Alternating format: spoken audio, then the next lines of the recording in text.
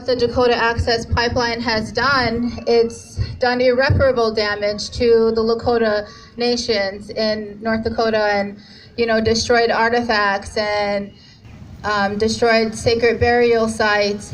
And also it goes back to honoring the treaties, and that's one thing that the United States continues to ignore, is the treaties that the United States was established.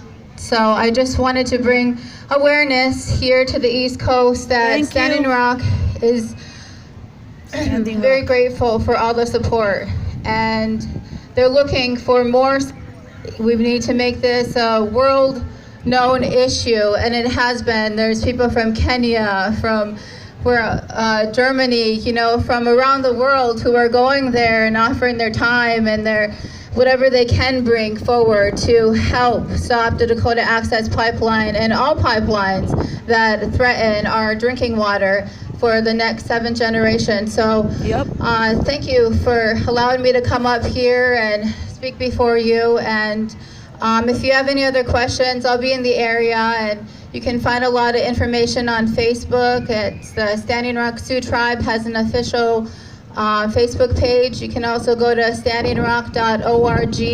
They're accepting donations to help continue the legal aspect of it. They're looking at all options they can to try to do the best they can to stop the pipeline. All right, thank you, everybody. Thank you. Let's give Kayla a big hand. Come on and out.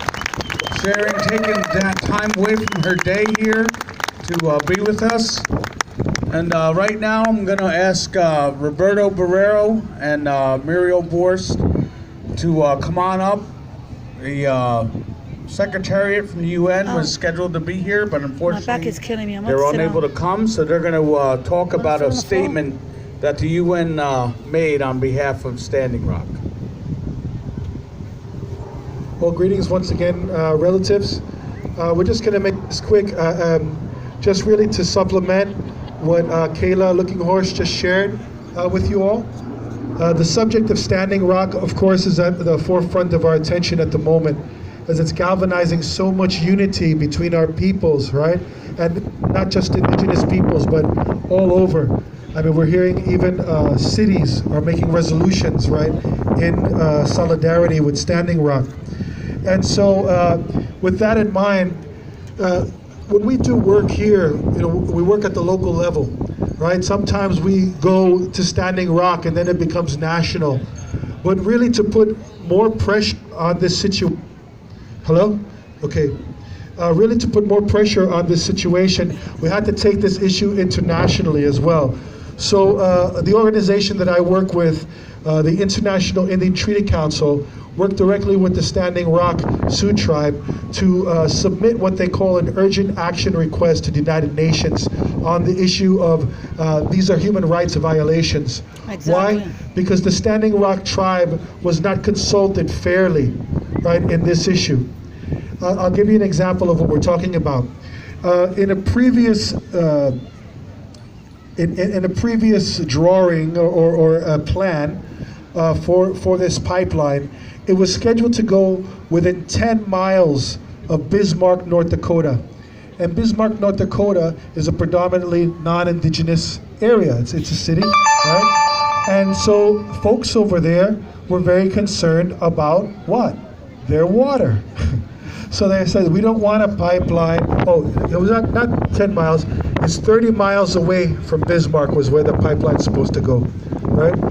They're concerned about their water. So what did they do? They changed the plans, right? So how did they change the plans? They changed the plans so that the pipeline now goes within 10 miles of the Standing Rock Sioux Reservation. So why was it okay, to change when it was 30 miles away from a non-indigenous community, but it's okay to have it 10 miles away from an indigenous community? It sounds a bit like environmental racism to us. And if you live in the Bronx or in other suppressed areas, why do they put truck depots in your neighborhood and not in, somebody else's neighborhood in Greenwich, Connecticut? Exactly. Right? Why? Because they think that you don't have power, right? That we're not going to speak up.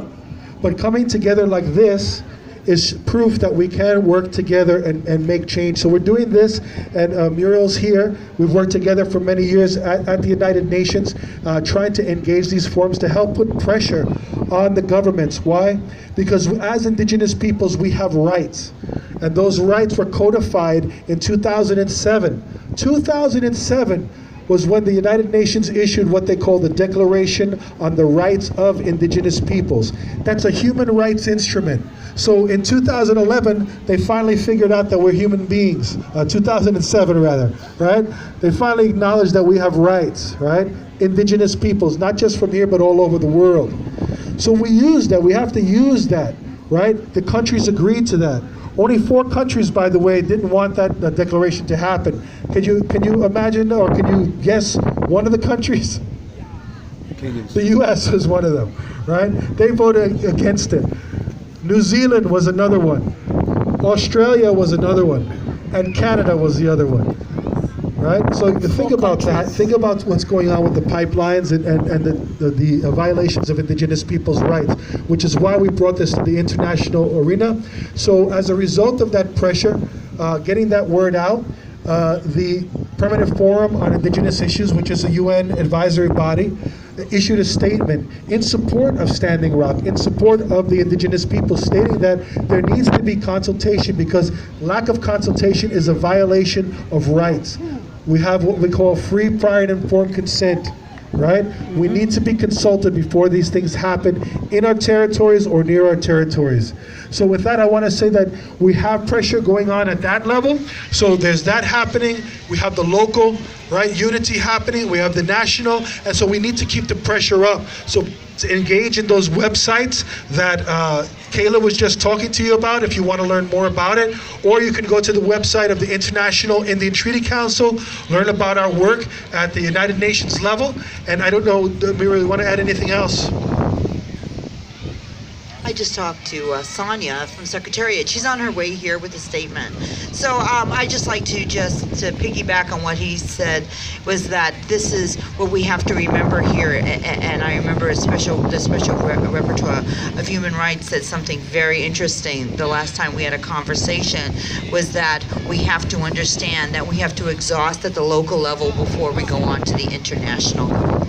And that means right to your councilman, right to your senators, right to these people. And we need media. We need media for people to see what is going on and to keep up on these websites like the International Treaty Council and the Permanent Forum of Indigenous Issues. And one of the main things I would like to say too is there's a thing called free, prior, informed consent, that nothing could happen on our lands or territories without our consent and consultation at all. We need to know more Thank about you. that. Thank you. Thank you. Thank you very much for the time. God bless you. Remember, this issue goes beyond Standing Rock, right? Okay. Standing Rock is the focus, but we have things happening all over. Even pipelines going to happen right here in New York, Oh, they're already right near doing that that? nuclear power plant that we have to be, watching, right? It's going to affect all of us. So with that, I say thank you very much, and I'll pass this mic back to Kevin. Thank you. All right. Well, thank you, Roberto. Thank you, Muriel.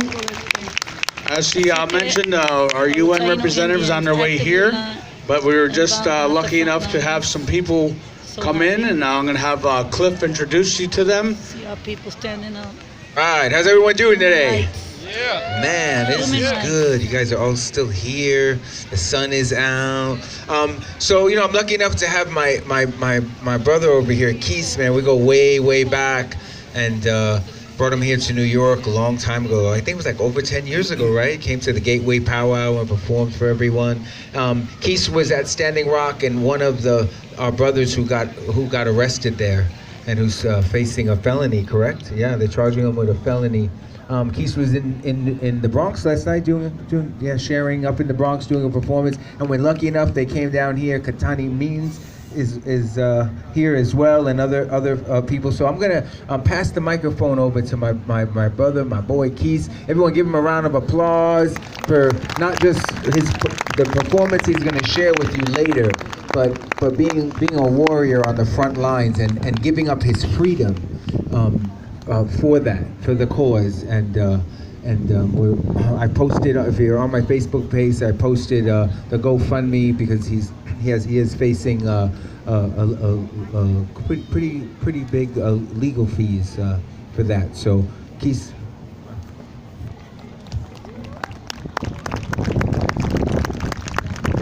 I just want to say Noah Akitaro. I was at Standing Rock for over a month. The reason why I went to Standing Rock is because that's like a second home. I started going to Standing Rock around 2003 and worked there for about 5 years during their suicide epidemic. And during that time, there was a lot of hardships amongst the youth. The youth were searching for hope and love and connection. And so we worked very intensively with a community, doing workshops, concerts, events and conferences to bring that empowerment, identity, spirituality, and just, basic hope to our young people. And so, to go back to Standing Rock was really close to my heart because I had put a lot of prayers down. And what brought us there is that sacred Gitsparuksti, Kirirasitu A Kasiki Hau, the Miniwachoni, the Missouri River, that sacred water brought us all together to heal, to be better to each other so that we could be better to this earth and fight for this water. And so it's been a beautiful journey. At the same time, it's been very traumatic, as you can see through a lot of the videos. We're in a spiritual battle, and we're facing an ancient enemy, and so that's why we have to be spiritually connected and rooted, and connect back to ourselves and find that love within ourselves, so we can find that love within each other and connect to that ancient love of the earth, because this water is the first medicine, and it's teaching us how to be better and to be better warriors to our people, to each other, and to ourselves. So I was honored to be there and to be a part of it and do the best that I can. Unfortunately, they're charging me with a felony for filming, which is scary because this justice system is wicked, and they try to do whatever they can to break us, to break our spirits, Yes, and try they to do. dismantle our homes, something that they've done for a long time. But we're standing together and we're doing it from the love of our heart, our chiksu. And I say, da chiksu iriwe tirahe, chiksi taku, gawe hiriwe sats waruksti hidimahe, ahu. Diga. Yeah. Lovely.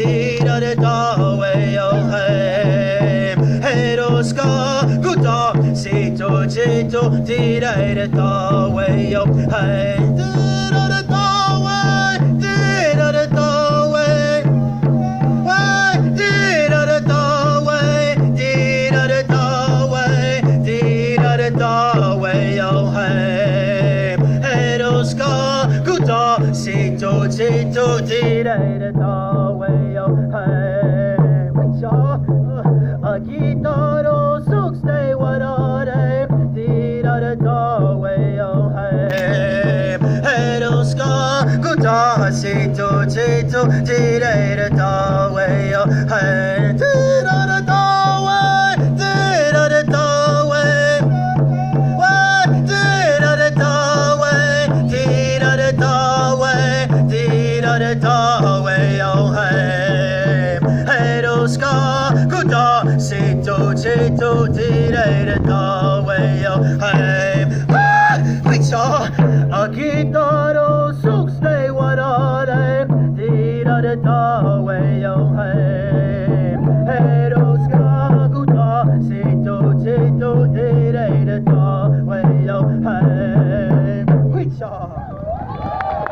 Aho, dot chiksu. Anyway, thank y'all for being here. We're just honored to be here. We got our warrior women right here with us, our water protectors. So give a round of applause for our water protectors. Yeah. We got Yanaja. Yeah. We got Flores. Yeah. We got Washtewi. These are our leaders that Yeah. were the ones that set the example whenever we went to the front lines to run and stand up against these machines like that. Feminine And it encouraged power, us feminine energy. as men, as warrior Feminine men, just dark like the energy. youth that That's ran right. all the Bring way it out. from Cannonball all the way to Bring it DC out. and here to New York. We were inspired. So may that inspiration move to you like spiritual medicine today. Aho, dot chiksore, Aho. turahe. Lindo. Aho.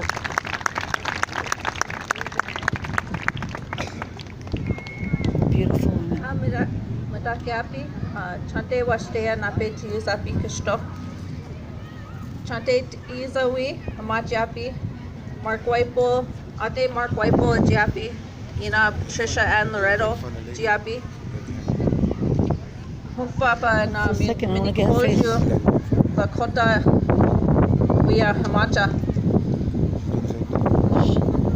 Ia wa Osla, ha? Hamata, ha? My name is Florice Whitebowl, Braveheart woman. I'm from Standing Rock. My father's Mark Whitebowl. My mother's Patricia and Loretto. My father's from Standing Rock. I come to speak to you with a good heart, and as a mother, as a daughter, as a niece, as a granddaughter, as a human being, as a person that lives on this planet and that depends on this earth to live. I pray that my words touch your heart and that you receive my words and that you take them home and you spread our word and our message. I'm fighting the cause with you. You're not It's alone. hard for me to be here right now at this very moment. As we pulled up here, I got a notification from my children's school that they are closing down our schools right now, and they're blocking the National Guard is blocking access traffic on 1806 right now, and they're closing down the other highway. We stand not as protesters, but as protectors of life, of our water, of our earth. She's making me cry. We're non-violent, we're unarmed. Every person that's on that front line is unarmed, so when you go home and you look at what's going on, know that we're unarmed. Right now there's militarized vehicles, police in riot gear, with assault rifles, Told you. pointed at our families, our children, our grandmothers, our fathers, our brothers, our sisters. And this is not an indigenous issue. It's not just a native issue. It's not just our issue. It's not gonna just affect Standing Rock. What's going on right now is gonna affect every human being downstream of Standing Rock. And not only Standing Rock, these uprisings are going on across the globe. It's a global issue. We as human beings are affecting our world.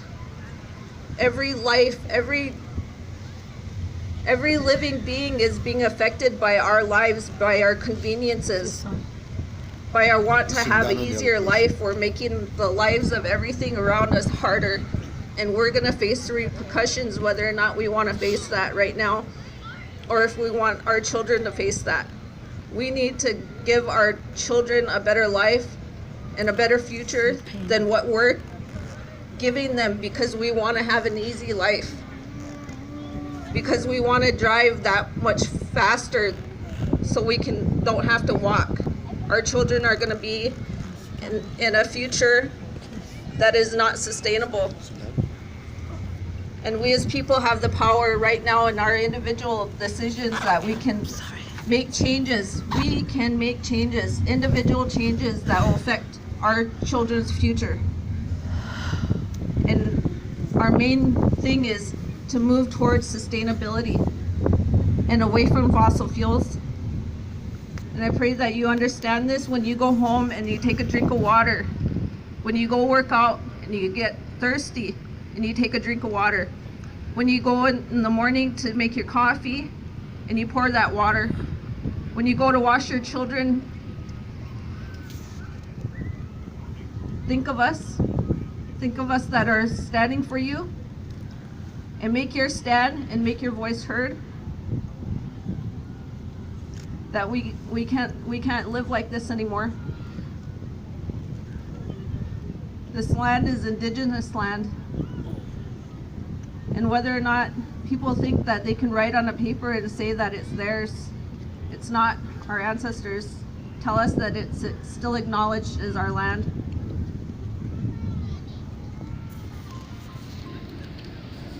And I hope we can have people pray for our frontline people right now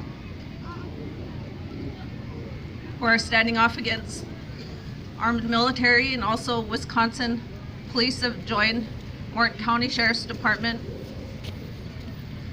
The governor of North Dakota, Jack Dalrymple, has called a state of emergency because we're protecting the water for over 10 million people. He's using media, newspaper, and the news outlets to portray us as violent and we're unarmed. We faced attack dogs, pepper spray, and there's a media blackout. So I just want to bring this as a mother. I'm not out there for any personal glory, and I'm not here right now speaking to you for any personal glory or personal recognition. I'm here as a mother. I have 5 beautiful babies at home. I have that I'm thinking about right now while I'm here, standing here talking with you. I'm a mother, and I see so many beautiful children here. I want a better future for them, and I want a better future for us. And they deserve it, and we deserve it. We need to take whatever strength we have, every single bit of strength that we have, we need to put it into rising together as one nation for our children, against these corporations that don't care whether or not you drink contaminated water. They don't care. That's all I have to say.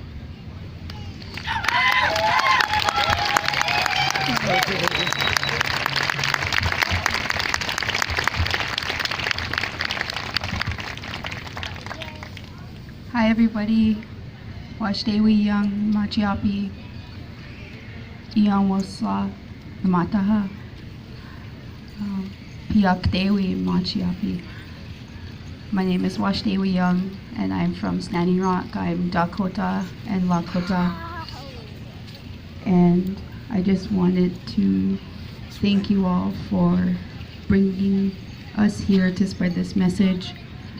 And like Flory said, we're worried about home right now because our families are there and our children are there. But we came for one day to get your support so you guys can go home and tell your friends. And basically how we're doing that is through social media, hashtag #NoDapple and standingrock.org. The Shinnecock people, a lot of Eastern tribes came to Standing Rock, and we're so grateful for that support. And never have the tribes come together like this. I know that a long time ago Tecumseh attempted it, but right now there's so many tribes out there, and I'm thankful. We have our camp out there along the river, and it's the first time a lot of traditional enemies are working together with a common goal. And every day we pray, we're peaceful, but also as women, we're the ones who raise our children. We're the ones that were given that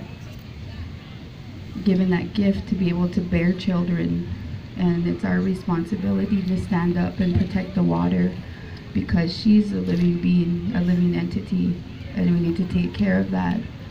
And I just want to say again, thank you for everybody that's supporting us. And if you guys could share this, not us right now, but share what's happening on Standing Rock, because there is a media blackout, and our people are there, our children are there, and like Fleury said, we got alerts on our phones that the schools were being shut down.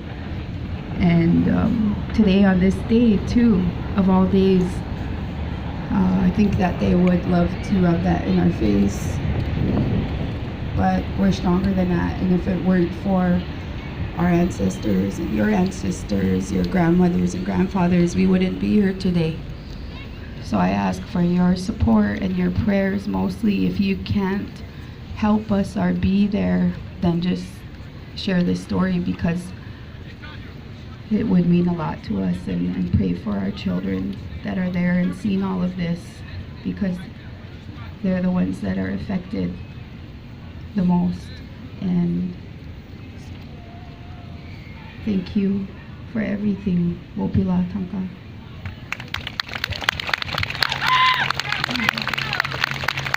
Greetings, relatives. My name is Yanajaha Lone Wolf. I am a proud Oglala Lakota Native American and African American woman. I stand before you all. I would like for everyone to touch the ground. Put your hand on this earth. Feel the energy from this earth. This is how we are connected. When we was in Standing Rock, keep your hands on the earth. I would like for you all to feel how we are connected as one. Amen. This is exactly what they do not want us to feel, is this connection. As a woman of two great nations that have been oppressed for over 500 years, they want this division of us not to be connected to this earth. Oh, we are. We as women are the heart of the movement in Standing Rock. Yes, we As are. we was in front of those bulldozers, seeing them tear down this connection, it hurt us. Men, I know you all could feel this. The warriors that are here, I know you could feel the connection of this earth.